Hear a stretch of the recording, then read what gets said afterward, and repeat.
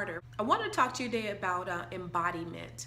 A couple of weeks ago, you may have seen my video when I was talking about goal setting for 2016.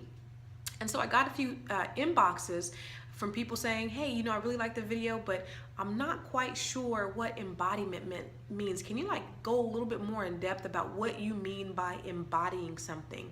So for me, I'll share a quick story with you. I got my real estate license in my mid-20s, but before that, I purchased my home when I was 23 years old, and I worked at a few companies. I was an IT analyst in the Silicon Valley. Prior to that, I used to commute every day. Hated it. I really wanted to get my real estate license, and I was discouraged to do so. I spoke with a few brokers in town, and they were saying, hey, you work at these great companies. Why would you leave Hewlett-Packard or Cisco Systems or whatever to pursue a career in real estate? It's no guaranteed money, and you're probably not going to make that much money that you're making over there, all those types of things. So I was discouraged, but the opportunity presented itself for me to get my license.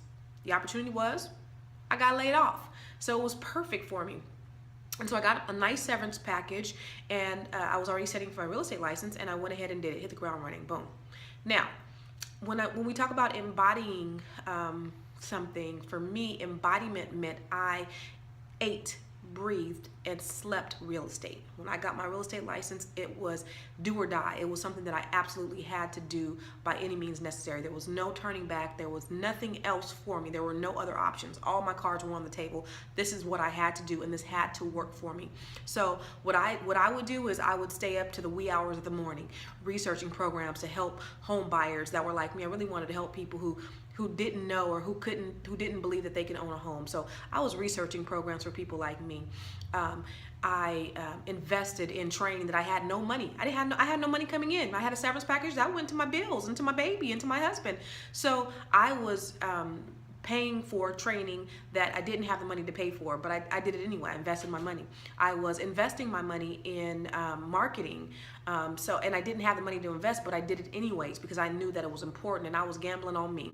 If there's anything that you want to do, you got to be willing to gamble on yourself. You got to be willing to make the investment and make the sacrifice. So when I talk about embodying, I mean just really going all in for whatever it is you want to do. So I'll just share this quick story with you. I had some clients that I met. I put an ad in the newspaper at the time. That was the thing to do. This couple, they were relocating to Stockton from the Bay Area, and it's Lydia and Ty Curry. They're my Facebook friends now, but I just remember it like it was yesterday. I had this, when I first started, I had these raggedy cars. I just had to do what I had to do. I had a Windstar, a Ford Windstar, and a Sunfire, and they were raggedy. And so I was out showing Ty and Lydia property, and the door on my van used to fly open. And bless their heart, Mr. Curry, he was there holding the door, and while I was driving around the corner, just going, and I was embarrassed. I really was embarrassed. I didn't let on that I was embarrassed, but I was more than I was embarrassed. I was hungry. And so that's what it meant for me to embody something. I was so hungry. There was no shame in it. I did whatever I needed to do in order to make it happen. When we finally closed our escrow, Lydia said, Constance, whatever you do, please never change. Always remain the same person you are. Even when you start making a bunch of money, never change. Always stay sweet. And I always remember those words, and I've always tried to treat people, kind. But in any case, just living, breathing, working. You can't write your goals and then think, all right, well, Lord, make it happen. Faith with no works is dead. So you have to implement, you have to execute, and you have to embody whatever it is you want to do. Stay up in the middle of the night, doing the research, doing the work, investing in yourself, betting on you, okay?